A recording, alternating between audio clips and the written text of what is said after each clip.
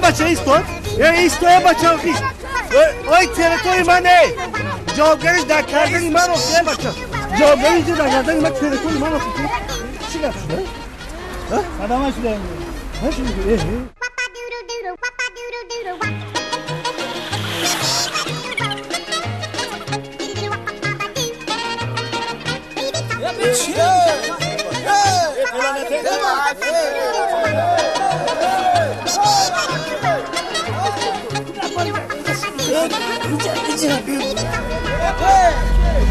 سجفار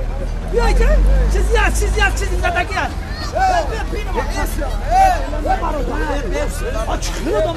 چی زده است این چی حالا میخواه جوانو ماشین میخرتون حجتی رانندگی نداره تو الان بس هدفهای ناخوش میشد الان با مرگ میشد فاجعه میشد الان با گریه و ناله بیرتون دیگه رایتون جواب باتون داد نگه این ماشین اینجا اومدگی این اینجا برامدگی این بدبخت زدگی ده این هر روی یک 120 130 اومدگی ده این همه خیلی آزاد این ببینم یک بار ببینم کوچیکا های خیلی آدمی بکر عاقبت همین بدمستی و تسکی نه خیلی فاجعه برای میاره کن یک گویله دیگه من فاجعه یک گویله دیگه بدبختی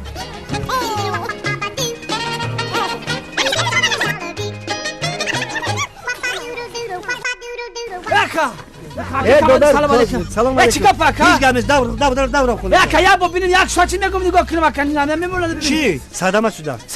صدمه شده انا خیلی بی احتیاطی میکنن نمیفهمن که من یک راهگذر است آدم میگذرد یک حیوان گذشته است ممکن راهگذر روخی یک اکامایمو اکامای بونیا بو ببینم اکامای حالا میودم زدگی دیگه کار نداری چی کار دارم با اکامای ببینیمش اکامای تو همه اکا گفتن نگیریم نه خودت برای نه اکامای ویژونی همیشه اکامای نام اکه چی ایلام اکه چی کارم موشن بیزنس های اینا بگو ششم دین دو درش ما اکامای اکا یا مور اکامای چهره شب شوخی نکن رو اکامای چی میشه شوخی بگیرم اکا یا مور که بینم اکا مال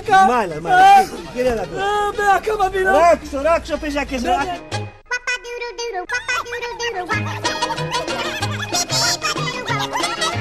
بچه برو نیستا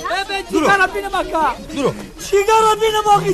بیا ما تو جیگر بندش بینم جیگر بینم اکش بینم جیگر بندش بینم جیگر بینم جیگر بندش دیدی اکه تا دیدی خرکو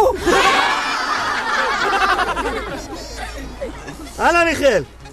همه آرومه نگاه داشته خانه به خانه میریم ما میرم ایستا اینجا بیا ایستا همه آرومه نگاه داشته خانه به خانه میریم آزاد همه تو باشی این جگربند تا اکه دیگه خانه ببندی دیگه بونه